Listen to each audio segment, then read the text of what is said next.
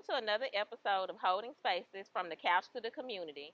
I'm your host, Andrea Fresh, LCSW. As you know, our show aims to take the therapeutic couch and move it into the community. And so, as our guests come on, they're from the area or they're from respective communities, and they share with us some of the stories of their lives, some of the things that they've been through, but also some of the things that they've overcome. Our guest today is Mr. Kipp Brown, who, I told him that I heard he's a local celebrity. So, but Kipp has a story to share with you all in terms of his life and some of the things that he's overcome, but also how he's grown through that. And so I say it time and time again, some people benefit from the therapeutic couch and some people need the floor. And so on today, our guest Kipp, he has the floor, and I think he's used to having the floor too. Thank you for having me. Well, I got the call about your show, and I didn't know anything about your show. I'm not gonna lie. I rarely watch the news, and I rarely I only cover media that's apparent to me at the time. I just don't have the time to do much more than that. You're a busy man. But so I accepted it, and then I knew I had to set me. I sent you a text. You say, "Well, okay, well, Kipp, we gonna be coming." I said, "Well, great. I remember now." And then you text me the wagon. I said, "Oh hell, man, I better get my butt around the corner." But yes, it's great to be here with you guys. It's great to be alive. It's such all the things that have taken place the recent years and currently now with the pandemic and stuff. We all lost a lot of people and things like that. So in my life, I just got an attitude of gratitude toward it all and toward the people that are close to me in my life right now, you know? Yeah. Just taking a step back and thinking about that. So if you don't mind, just kind of share with us your history of Little Rock, kind of. I was born November the 1st, 1969. And now everybody know they got to give you a gift. I am 51 years old. I mean, I look at most people don't think that. I don't have any gray hair in my head. My daddy didn't have any gray hair. He was almost 80 when he passed. So, but I was born right on the east side of town in 936 Pickering Street, which is not a street anymore because the airport and bought everything out down there. Almost everything. I still own a few buildings down in the house. In the East End. Yeah. Yeah. But I stayed there till I was 10. I just thinking about the east side of town in my earliest upbringing, it was that time of your life when you didn't know if you rich or poor. Right. You know, I didn't even have a classification for rich or poor. I never lived in the projects. I stayed a block from the projects. I played in the projects with the other children. And I happened to be raised by my grandmother, Rosemary Brown, and her husband, A.C. Floppy Brown. Because my mother was only 14 years old when she had me. And I guess when she was about 4 months pregnant, Halloween came, and she jumping off the porch chasing Halloween candy and broke her water. Of which she did not even know she was pregnant. Right. Of which her mother didn't even know she was pregnant at the time. Right. And basically, so when she took her to the hospital, she took her there because of a stomach ache. Right? And she had to leave and come back because we didn't stay far from the children's hospital from the east. So she had to go back home and see about the other kids. And when she got back to the hospital, my grandmother said they told her daughter had a little boy. And she said, "What? She ain't pregnant. You got her mixed up with somebody else." So basically, I guess that's what was said. But come to find out, I came here at a little over 4 months. I was big enough to probably fit in your hand, or I say a baseball cap. And I have an uncle that called me Kipp. And so that's what they gave me the name of Kipp. Yeah. Which is K-I-P. And in the 3rd grade, I added another P on it, so it's K-I-P-P now. Because I didn't want the shortest name in the school. Yeah. First name, but basically So born in due season. You were born. I came here early, so to speak, and it seemed like that's just like been the story of my life. I've been early in my concepts, I'll say that more than anything. Right. My vision of things is a little bit faster than the average person, I think. I see things coming a little bit faster. The foresight of it all, in markets and things like that. Yeah. So you were raised with grandma. Grandma and my grandfather raised me. And I raised in the house with mostly all girls. I was the only boy for a long time. So, they beat me up all the time. I had one aunt push peanut butter down my nose. And I was coming up through there. So the girls, they toughened me up pretty much, but they made me respect women in a way I would always be grateful for because of my upbringing. Right. And so you were brother, nephew. Right. My aunts turned out to be my big sisters. And Yep. even my mom oftentimes turned out to be Mhm. my big sister because my grandmother was the mother of that house. And we've talked about that on the show with other guests, just kind of how sometimes, like in our community, it's not uncommon for mom to actually be biological grandma, Right. grandma to actually be, and so how we kind of identify those that we love, it's not necessarily just mama, daddy, brother, sister. Right. Yeah, I think that's intrinsic to understand about the black community. It's forever trying to survive yeah, here. So we have to redefine a lot of times what your biological role is opposed to what your actual applicable role is in our lives. right, So there normally ain't two mamas in the house, especially when the mama 14 years old, she really can't be a mother at 14. She's in Right. the house with her own mother who's telling her Right. what to do still. right, So now there's a child brought in, he becomes actually the child of the oldest mother, which will be her mother. So right, she raised all us to be, and even to this day, it makes me and my mom have a wonderful relationship at this Right. age. By we having a brother-sister relationship, mother relationship, it just we have a very unique friendship. yeah. So when you said that, when you were saying earlier, you were saying that your mom, she lived to be 81. That's your Well, grandmother. my grandmother lived to be 70 something. Yeah. But that's why I was just bringing that back up, because Uh-huh. you identify her as your mom Yes, at that my time. grandmother was my mama, and I got my biological mama butt whooped a couple of times because I used to tell everything. So I got her whooping by her mama, Right. which was my mama. So yeah, we do that. Uncles become fathers when fathers are in prison in a way. Right. Uncles become fathers. Right. I didn't happen to meet my father until I was actually 30 years old, actually in prison. Yeah. But I'll tell you a little bit about that as I go. But so from the age of 10, I grew up in the East End. I was accustomed to eating out all the fruit trees down there. I knew every pecan tree, every berry tree. I knew every kid that had a bicycle. Everybody knew everybody. Everybody's parents knew everybody. A child could get brought home, given a whooping in the community, brought home to get another whooping. This is the type of community I came from, an enriched community is what I like to call it, Yeah. from the east side of town. Although it had its enrichment, it also had its plagues of all the black communities in this country and somewhere around the world. You know, Yeah. I only know about America. Yeah. So there were people doing crime. There were family members doing crime. There were people going to jail, getting out of jail. I witnessed all of that growing up, and it helped formulate my perspective on myself and what I would do and wouldn't do, and how to go about doing a lot of things. You know? And so then 10. So when you left at 10, did you leave to go stay with mom? No, my grandmother moved from the east side of town to a better home on the south end of town on 3205 High Street then. That is Martin Luther King look, now. I know right off of 33rd. 2125 High. That's where my grandma was at. Oh, I know exactly where you at then. Yeah, I can dig it. You're actually 2120. It was a little duplex right there on that corner. Hedges across the street from there. So you know I'm from this neighborhood. Yeah. But so moved to High Street. We moved over to High Street, and that's when I had to literally fight almost all these kids in this neighborhood over here. I was from the East End, but first, me, and it's like, I wasn't from around here, so I had to kind of prove myself to be around these. These were some tough kids in this neighborhood. Now, bear in mind, out of all the fighting we did, nobody never stabbed anybody. Right. Nobody ever shot anybody. But we all learned how to fight, and we all learned who could fight. Yeah. And so I wound up where I didn't have hardly none of that down in East End. When I moved here, these kids didn't know me, so I wound up, and as a result of that, I have lifelong friends from a lot of those fights and scuffles. But imagine if we'd have killed each other, we wouldn't even be friends today to laugh about all of that. Right.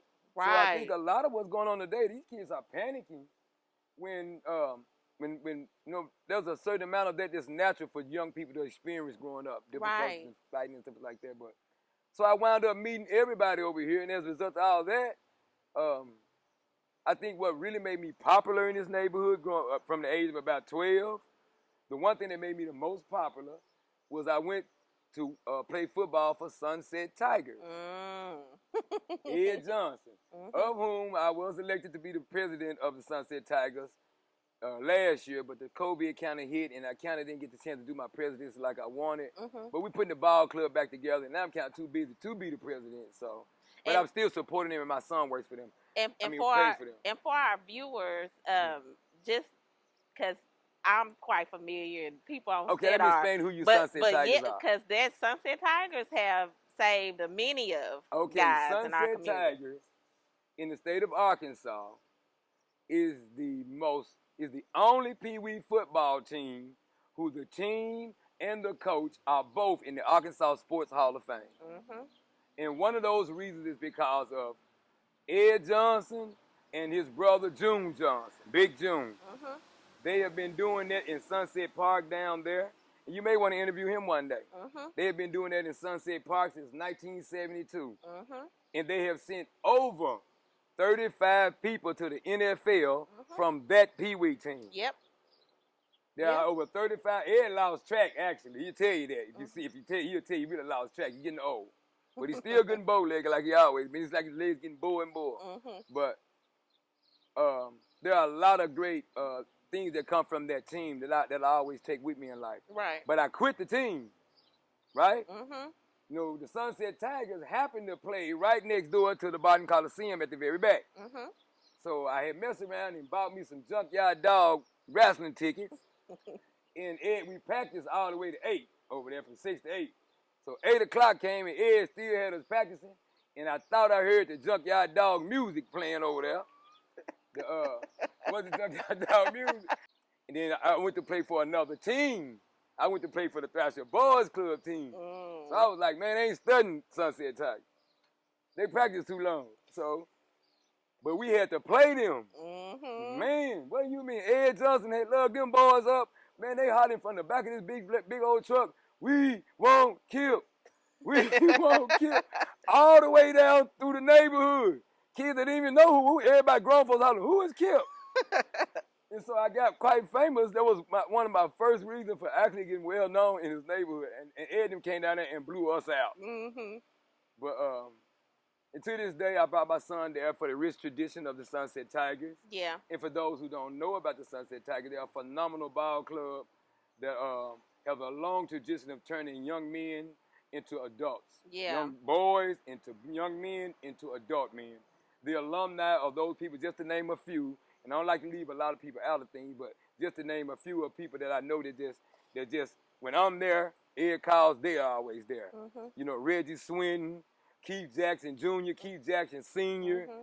you know, guys like them. There's a couple of other ones, but those guys I see, you know what I'm saying, Yeah. and that makes a difference as a result of what Ed kind of implanted in them. Yeah. Keith Jackson went on to do the park program in Southwest Little Rock. Yeah. That's a big facility. All that goes back to the leadership Ed Johnson put in this man. Right. You know what I'm saying? Reggie Swinton went on to the NFL. Came back, he has one of the greatest Pee Wee football clubs in the city. Right. He just can't beat Ed Johnson and the Sunset Tigers, Reg. Hey, you calling them out. You call. I ain't mean to just go here, but I got to tell you, Reg, we did you bad last time. The COVID over, ain't no excuses.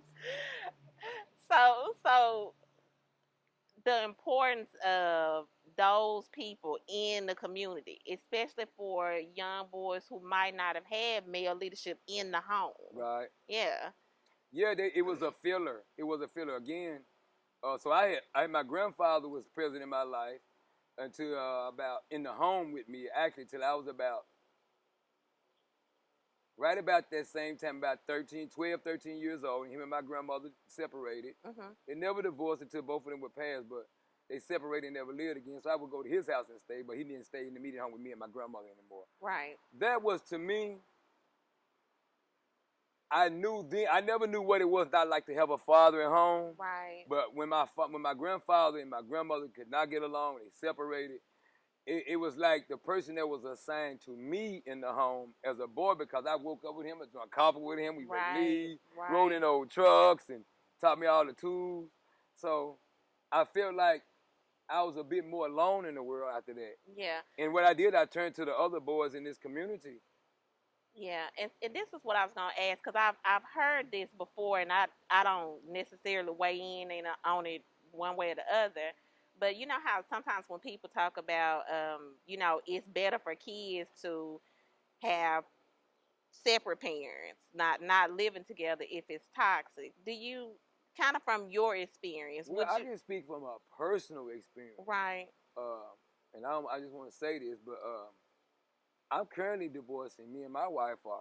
And I just think that we're better business partners. Right. today than we were, as our relationships seem to have gotten in our way. Right.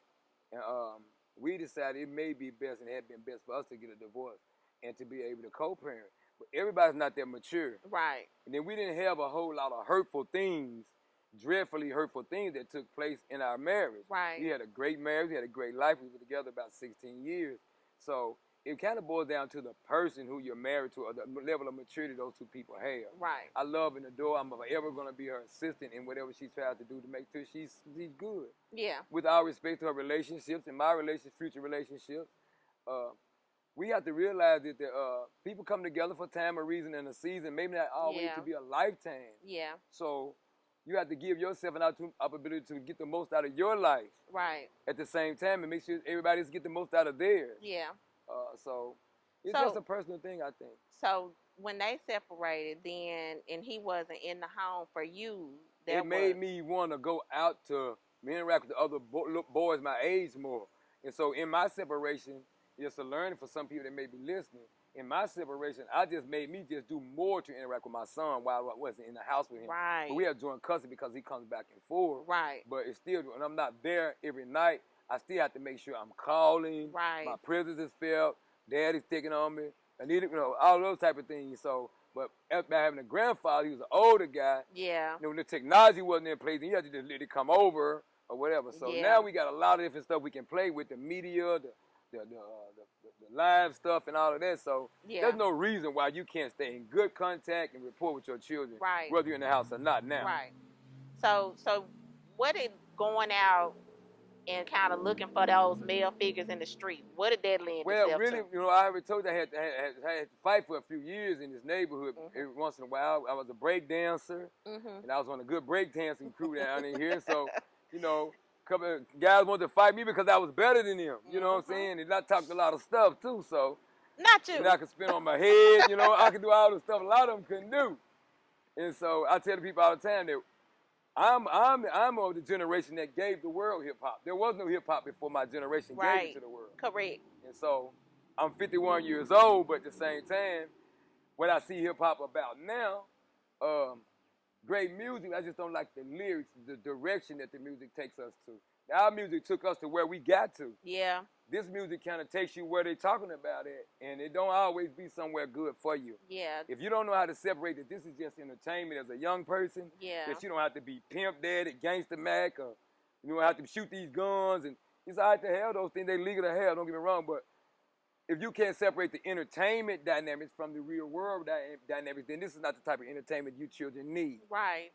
So what did overcoming those obstacles, and I think you kind of shared it, you said that you ended up being good friends with them, like kind of going through the fights and all of those things. Right, we were children. Yeah. And so a lot of times children like other children, they don't know how to like them, they ain't been given the social skills to like them, but they knew how to fight each other. Yeah.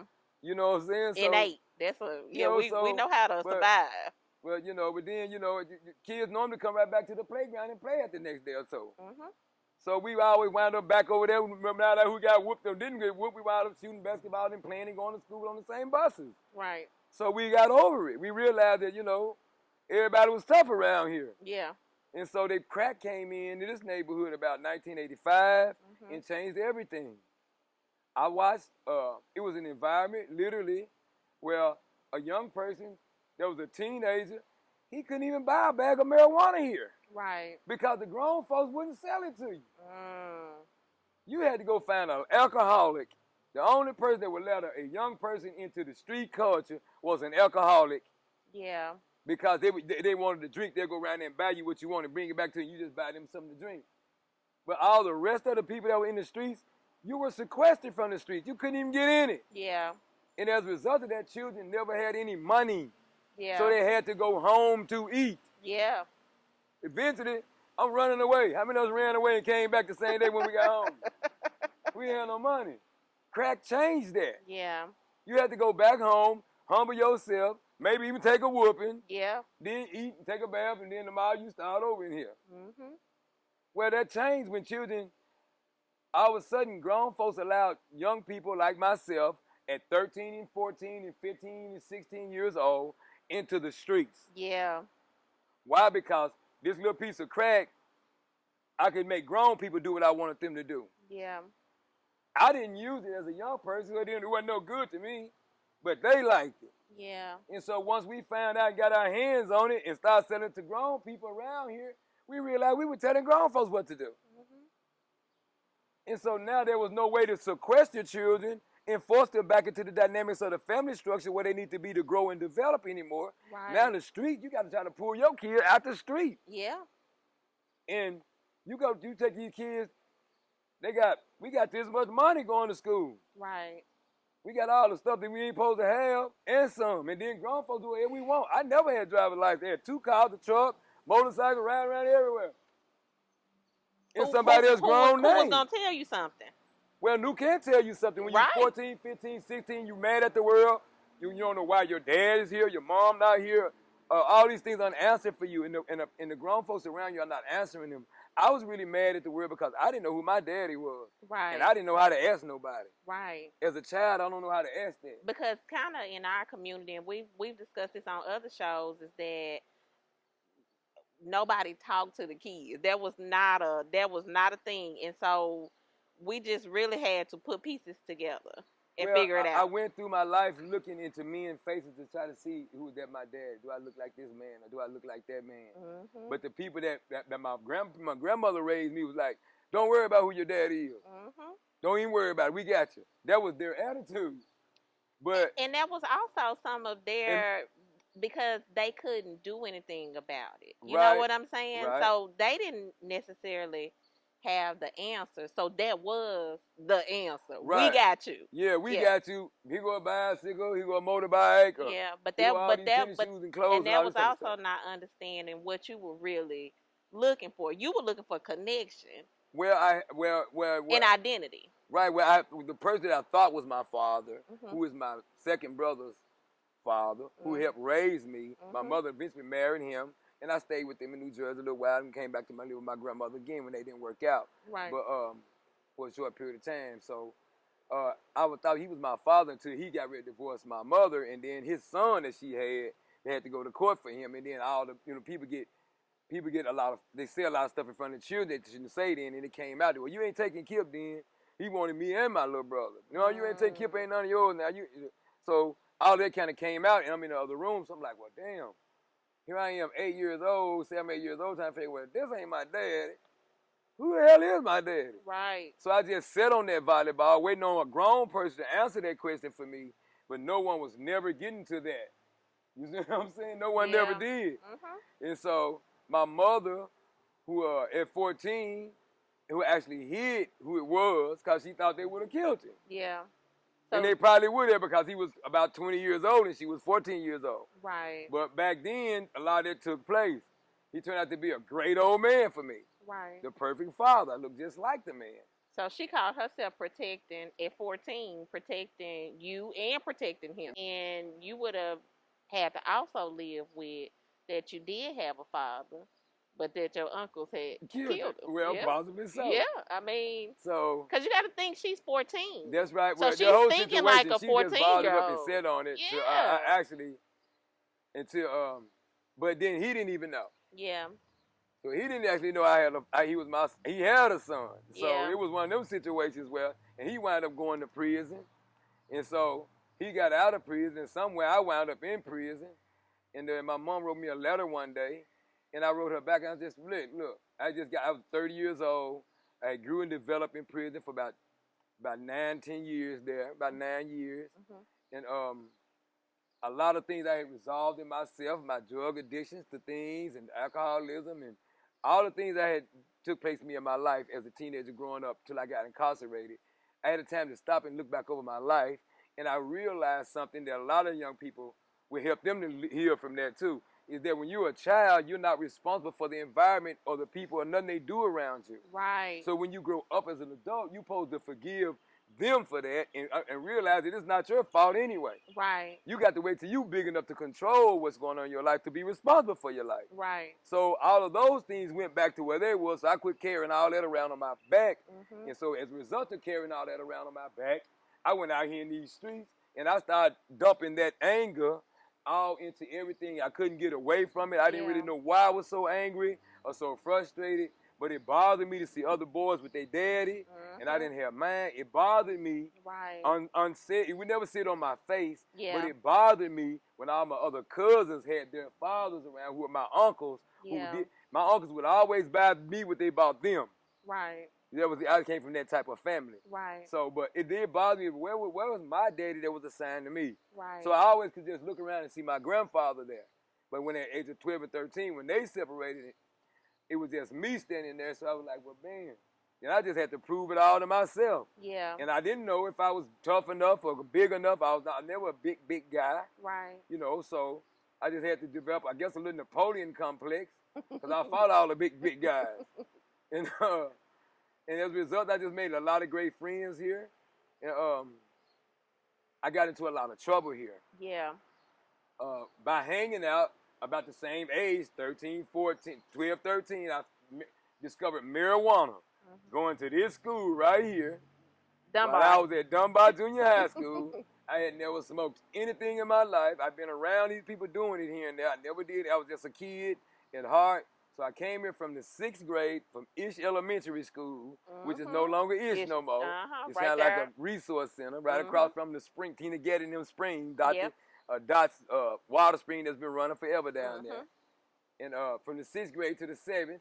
And one of the things that caused me a big dilemma, I'm going to move on a little faster, but I went from the 6th grade with 2 classes, right? Then they moved me up here to the 7th grade at Dunbar, and I had 5 or 6 classes.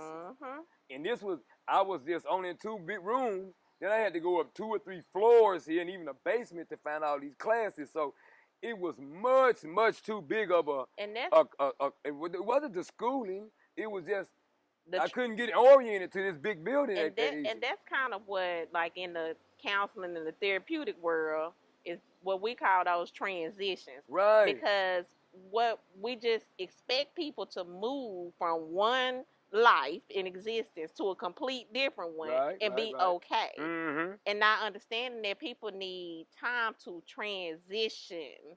And so that's where that transition piece is at. You moving from having 2 classes to now you in a totally different environment. Most definitely. And the key thing I like to make sure that everybody understands is that, and every time I see like this, I think about my granddaddy, because this is how he said. I'm like, man, I'm my granddaddy all over.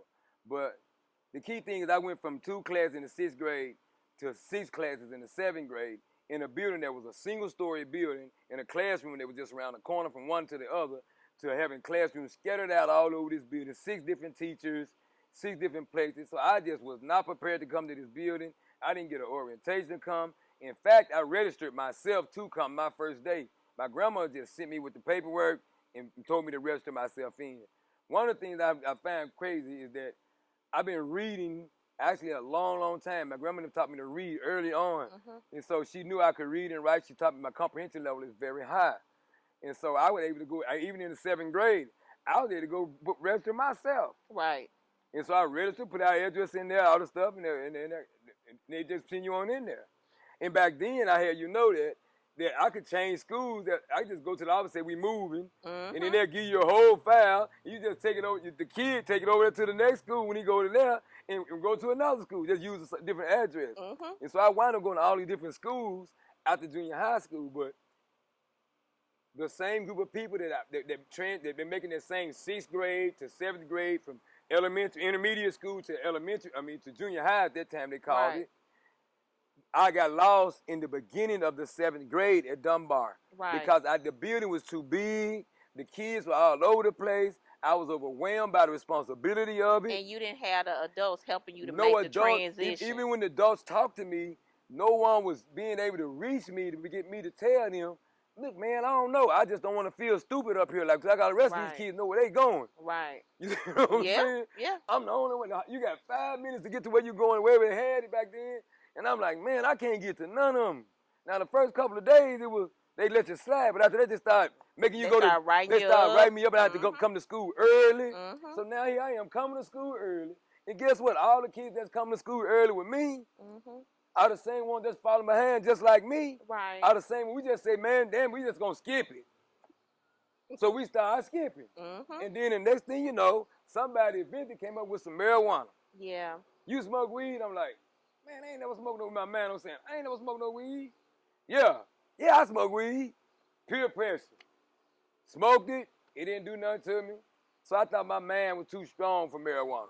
Everybody else sitting there busting out laughing, right? Here I am. I got to play like I'm like them. I get to tweak my ass and just play like I'm high like them. Nothing happened.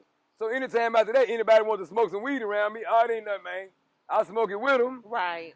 But one time it worked. You got it right. I mess around and play with that, mess around with that same little group of people. Man, I wound up high as hell. Make a long story short.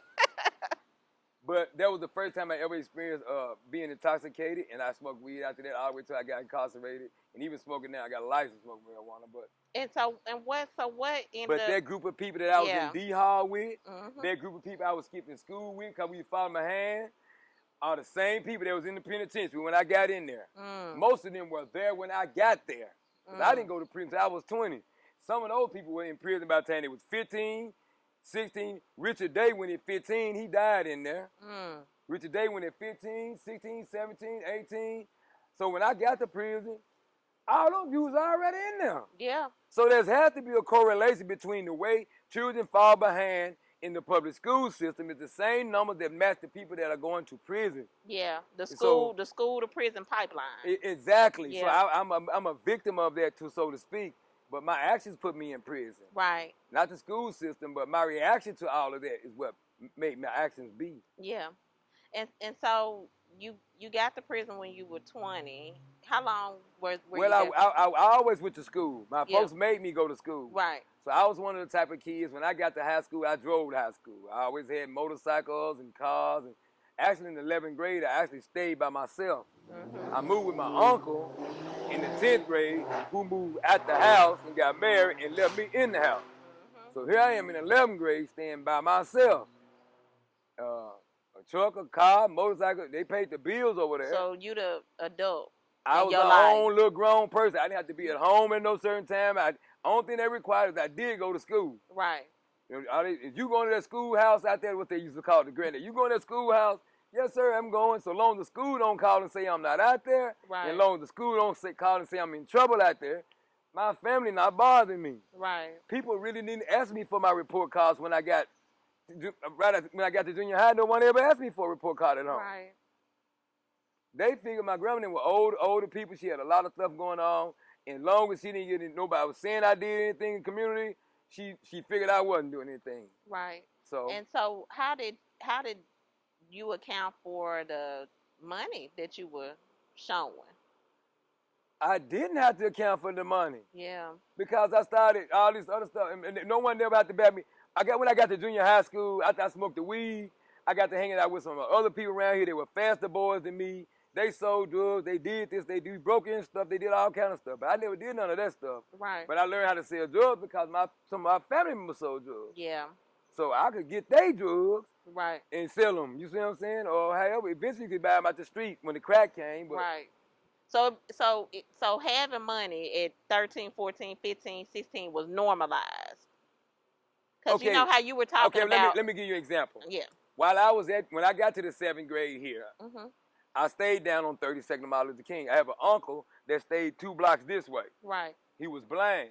Okay? So my uncle stayed down here 2 blocks this way on Wright Avenue. And so his wife went to jail for boosting. And so he couldn't see. So my grandma said, well, Kipp, you go over there with Greg so he can see until his wife get out of jail. And in fact, you can just walk to school 2 blocks. Right. Well, my Uncle Greg sold drugs. Blind man that sell drugs. I'm telling you it happened. Did he play dominoes? Because I think I know, but go ahead. I don't know if he played dominoes, but I know he sold drugs. My daddy used to play dominoes with somebody that was blind. But go ahead. I would go to school that morning. When I could come home for lunch because I stayed within 2 blocks of the school. So I come home for lunch. And as soon as I come in the house, my Uncle Greg be saying, come on, Kipp. And I go to his room. He'll come out with all his money. And I have to separate the 5s, the 10s, the 1s, the 100s, and all of it because he couldn't know what it was. Right. And so once I separate them in the piles, he knew what they were. And so here I am, 13 years old, counting thousands of dollars every day You know what I'm saying? Yeah. Living in a drug house where people are coming and going, shooting drugs. They're shooting heroin Right. and Dilatos. Which I'm not witnessing them actually do that, but I walk in the bathroom sometime and people are shooting drugs. Right. So I grew up in a particular type of funny adolescence here. Yeah. And so my sense of dollar value, my sense of how to get money got warped. When Your, I got your over sense, here, your sense of right and wrong. my sense of right and wrong. And I don't. That's a And very I good. think that there's a lot of us. Right. Right. I think there's a lot of us, like our threshold for what we can tolerate at a younger age. Right. Do you see what I'm saying? Like No, the things that we can deal with and see because we saw them at a younger age, so it became normalized. Well, that is your normal. Yeah. Whatever you see as a child is the normal. You don't know it's not supposed to be another way. And if you do sense it, it just ain't another way. So this is the way that we doing it. Yeah. And so the way we doing it is getting me tennis shoes. It's keeping me, everybody else in school ain't got no money in their pocket. But my uncle said dope up the street. Right. You understand? And I got to walk right past the biggest weed spot at that time, which was State Street. Yeah. I stayed a block past State. I got to walk right past State and come here to go to school. So I'm the only kid could leave for lunch. So all the other kids that give me their money, I stop by there and buy the weed and bring it back when I come back for lunch. So I started being a little supply man. If the other kids get caught running away from this school at lunch, they're going to get documented. If I don't have to check in at lunch. It's known that I stay right there. So at lunchtime, the red bell ring, I walk down there with everybody's money. Everybody, family, all money, give me their money. Buy me a dime, buy me a $5, buy me a this, buy me a that. Right. So, hell, well, I started buying it. I didn't even ask if just somebody volunteered me to do it one day because they figured I could go. Right. And that's how I started selling drugs. Yeah. So I'm like, well, damn, I just started getting it. Yeah. So that's how I started selling drugs. But I lived in a dope house. Yeah. It wasn't. So it was normalized. Well, I've been as growing up after that. The house got raided 2-3 times. I was in the house when the folks surrounded it. Right. I went through that as a kid, so yeah. I grew up in the ghetto here. You know, it don't look like a ghetto, but those are ghetto things. Right. So when I got to high school, I didn't graduate the 12th grade. So like everybody else, so I wind up instead of going to summer school, I would have had to go to summer school and go the first semester of the next 12 years or the next school term, which all my classmates would have been gone then. I've been graduating with the sophomores that would have came behind me to graduate. So I just moved to California with my mom. And but prior to, I'm talking about the day before I got on the bus to leave here, I was running from the police, throwing weed everywhere, running from the police, hiding from them, had to jump in the truck, lay down in the back of somebody's truck, they didn't even know I was in the back of their truck, all type of stuff. And then the next morning, it was like I packed all my stuff up and I grabbed my skates and I went to San Diego. Yeah. So I got out to San Diego. Here I am, 18 years old. Got out there. How old were you when your mom moved to San Diego? My mom actually went to prison. Well, about 86, 87, about 87, 86, 87. And she got out and she paroled out there, San Diego. And then she came home and then I went out there. Me and my other brother went out there to move with her. Yeah. And my life started over fresh then. Although I just wasn't capable of understanding it. Yeah. Here I am, 18 years old. The day before, I'm running from the police in Arkansas. Been selling drugs, been a hot boy down here. Now I'm out in San Diego, California. 2 weeks later, I'm working at a computer software company because my uncle's a broker up in the top. I don't have a GED. Right. So I'm down, I'm like, man, don't nobody know me. All these white folks around, a bunch of Mexicans. Don't nobody speaking way when they come past you. So I had to go through cultural shock of being from there to here. That's another trend. That's another transition. I didn't suit well with that. I always just was homesick the whole time. That's another transition. I stayed out there about 6 months to a year maybe. And then I came home to visit. First thing I do when I come home and go see my relative, he said, man, where the cocaine at?